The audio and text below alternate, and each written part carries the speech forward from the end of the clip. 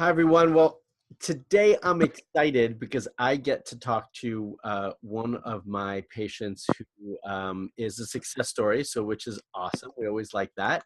But more importantly, I thought that, you know, Danielle's story would really speak to a lot of you. And, I think a lot of you could relate to it and see yourselves potentially in the same similar situation.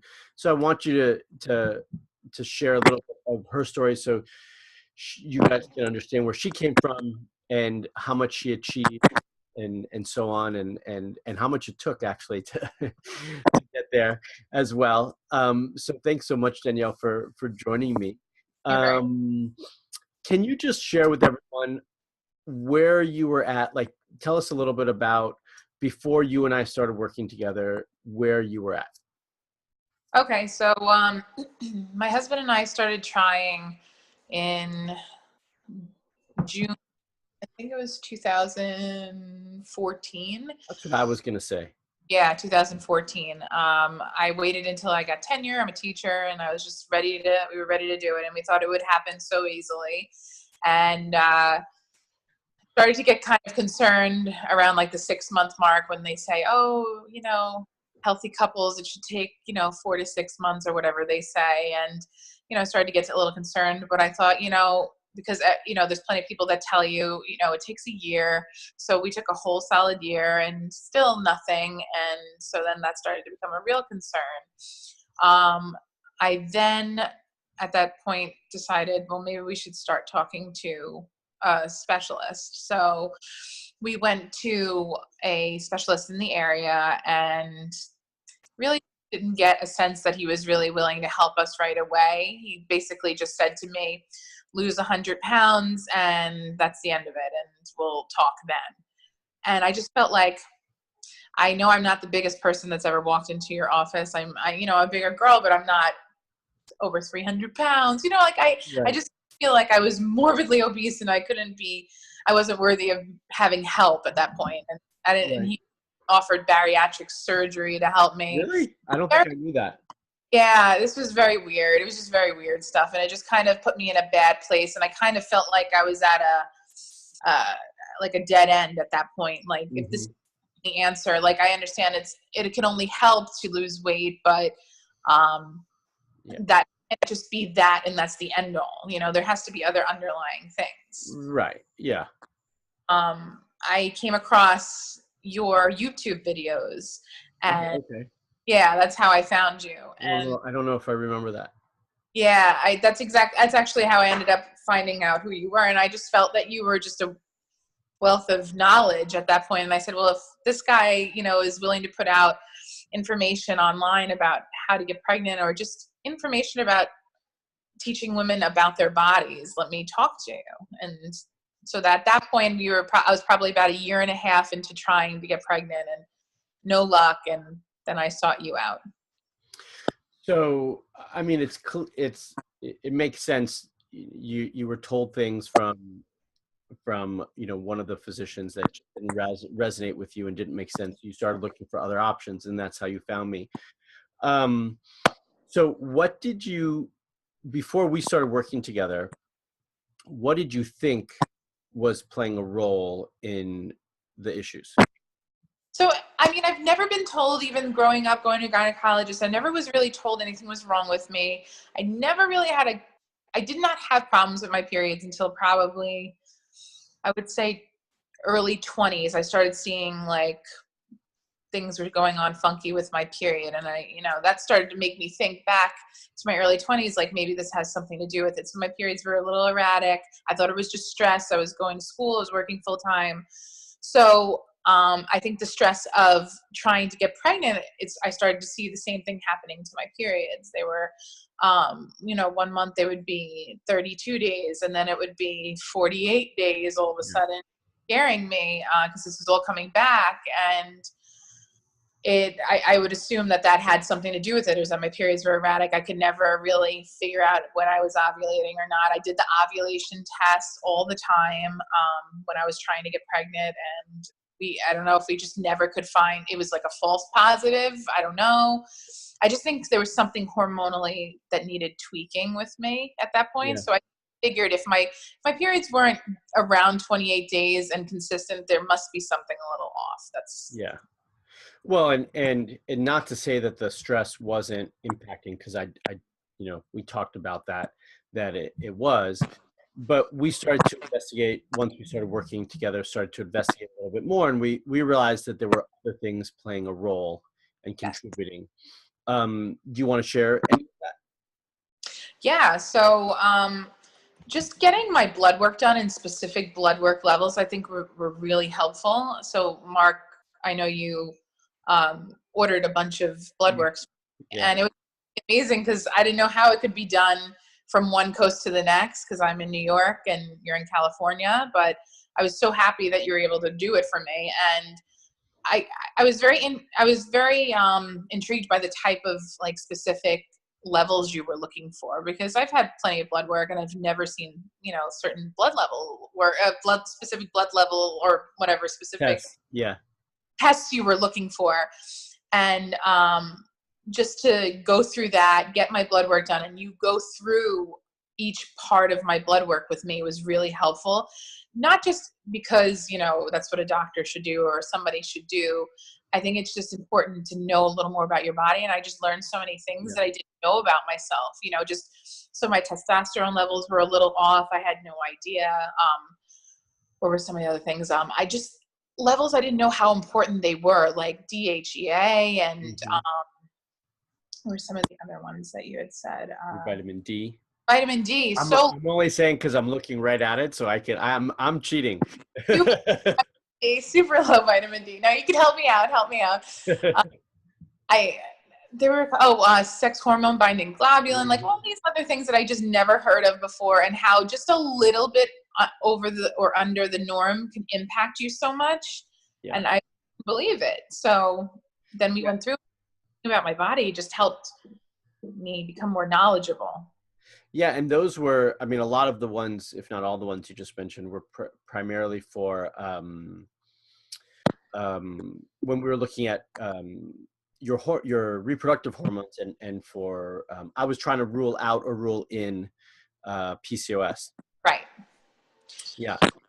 And I guess I had some kind of form of it, like did have it, Yeah, it wasn't a full, full blown form of it. You had more of an abnormal kind of atypical form of PCOS, which is good.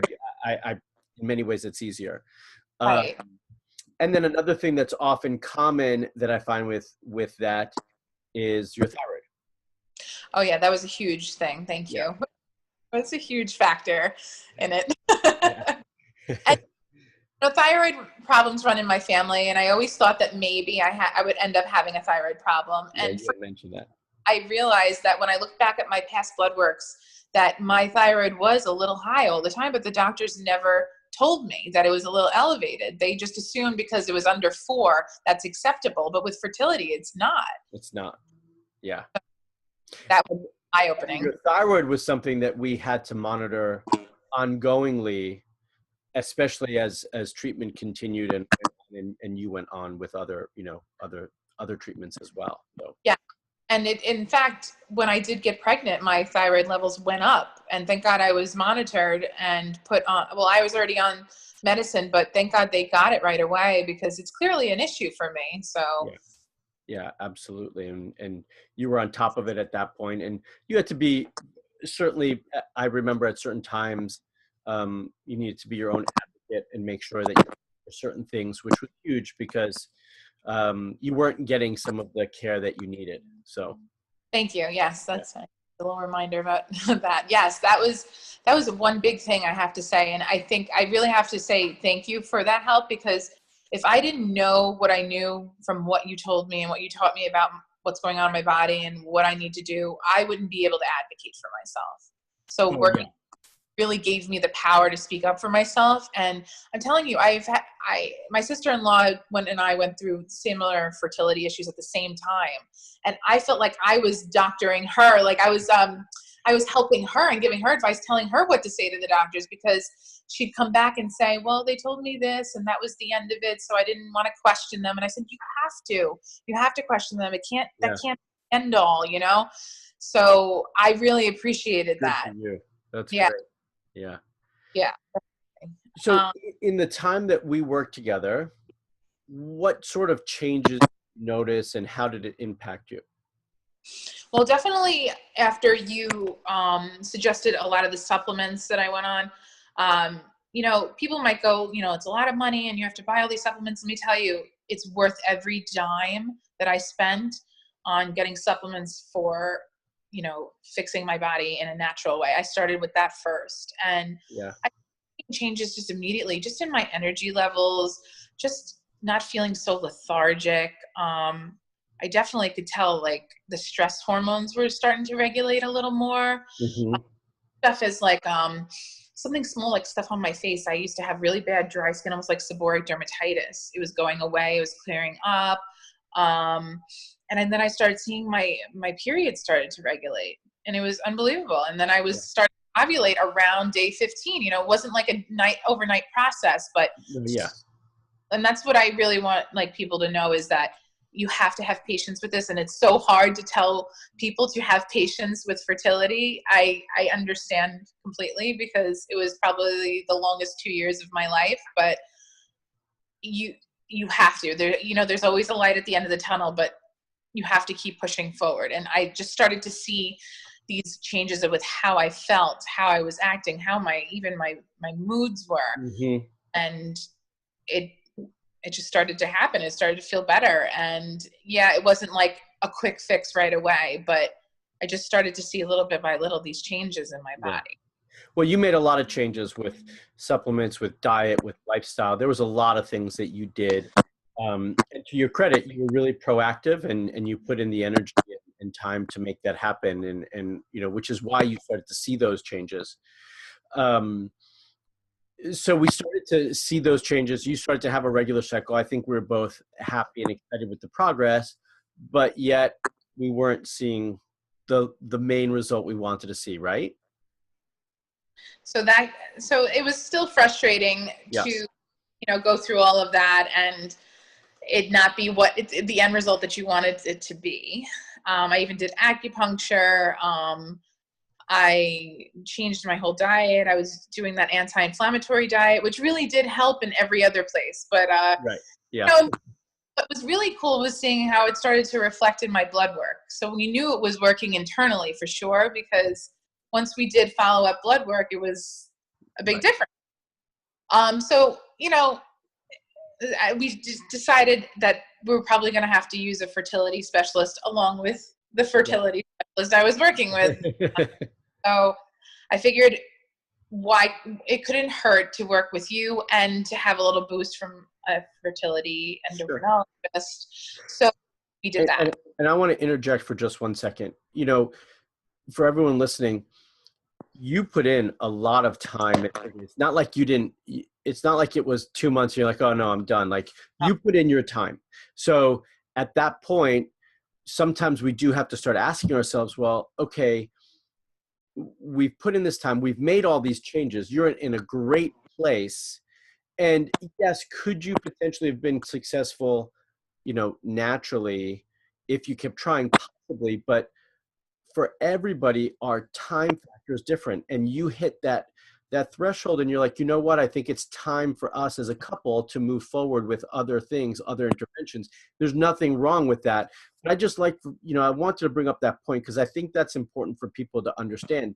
I have other patients who are like, you know what, I'm not going to go down that road and I'm just going to try this as long as it takes. And that's fine. And for everybody, it's different. Yes, Yeah. absolutely. It's everybody has a unique reason why they want to do what they do and what timeline is good for them. And it just for us, I think I worked really hard with you for a solid year, Yeah. and everything in my power that I could do to follow exactly what you told me, the supplements, the dieting, everything. And it was about a year where I said, you know, we need to add something else. Yeah, I was in full support of it. I thought that made a lot of sense for where you guys were at. So then you went down that road. Yes. So we went to a fertility specialist, and again, they really didn't have a specific thing to say like that I had, which is very frustrating with fertility. So like I didn't have classic PCOS. I had some kind of hormonal imbalance, but I for sure had a thyroid issue. So they Hmm. found that thyroid issue. They did put me on Synthroid, Good. and so it helped Yeah. significantly. Um, I did get put on Clomid, so we started doing Clomid and IUIs. And within the second time we did Clomid and IUI, I got pregnant. It didn't, sick. I had a miscarriage, and that was a very, very, very difficult experience. I And it remember that. makes you want to give up, and Yeah. that it's never going to work for you again. And I thought that my destiny was just going to be like miscarriage after miscarriage. This is how it's going to be. Like there's Yeah. something wrong with me. So but I gave myself 2 months. We tried again. We did IUI, and it took on the third try, and we got pregnant. And we had a beautiful baby girl a month ago. I know, it's So awesome. I just got a sneak peek before the interview started. I got to see her, but she's beautiful. thank Yeah, and I don't know if IUI would have been successful for you. Actually, I'm pretty sure it wouldn't have been if you hadn't put in all the groundwork and laid that foundation like you did to correct your health. And I imagine pregnancy would have been different as well. So Absolutely. And I had a very good pregnancy. The only problem I had, but I don't think it was related to anything, was I had a little bit of high blood pressure. yeah, But that's something that runs in my family and things like that. But as far as like thyroid regulation, was perfect. Baby was so healthy. I felt good during my pregnancy. That was the other thing. Like people talk about being miserable and like morning sickness and things like that. I really have to tell you, it really wasn't that sick during my pregnancy. I had a very good pregnancy. And I really think that has to do with regulating everything I before agree. Yeah, absolutely. that. And I really think the doctors wouldn't have had anything to work with if I didn't try my best to get my body a little regulated before I came to them, or they would have had too much to work with and it would have taken a lot longer to get pregnant. Yeah. Well, I really appreciate you sharing the story with everybody because I think it's valuable for them and important for them to hear it and be motivated to keep strong, keep going on. Um, any last minute things or anything you want to end with before we wrap up? I would just say it's so important to at least try some kind of holistic or natural route first. For me, it was. I think it's important for other people just to seek it out, because I think that just going to a fertility specialist and getting everything, like getting all these drugs and everything, pumping yourself with all these drugs and needles and everything, is so, I guess it kind of jumps the gun sometimes. So try to do things holistically. Try to take it easy first. Try to learn about your body. Try to gain knowledge before you go to fertility specialist, because that'll just help you become an advocate for yourself, and to try to put things in perspective, because it's very, very hard when you're in the throes of it all. And Yeah. it's so hard, and it's easy for me to say now because I have a baby, but I know myself, and I kept saying there's just no end to this. There is an end to it. And most of the time it's positive. So keep pushing yourself, and there's always a light at the end there. And I want to really thank you, Marc, because you really, really helped me out. And I want to thank you for your knowledge. And if I didn't have these things in place before I went, I don't think I would have ever been pregnant. So thank you. Oh, it's my pleasure. That's really sweet. I appreciate it. Thanks for trusting in me. I really, it means a lot to me when patients trust me and trust us to help them in this journey. So thank you. Yes, of course. Well, and thanks again for being here for everybody else. I hope everyone watching got a little bit out of this and got a little bit more hope and knowledge that you can succeed and you can put in that effort to make it work. So thanks again, Danielle, and thank you to all of you for watching. Hopefully this helps you on your journey as well. So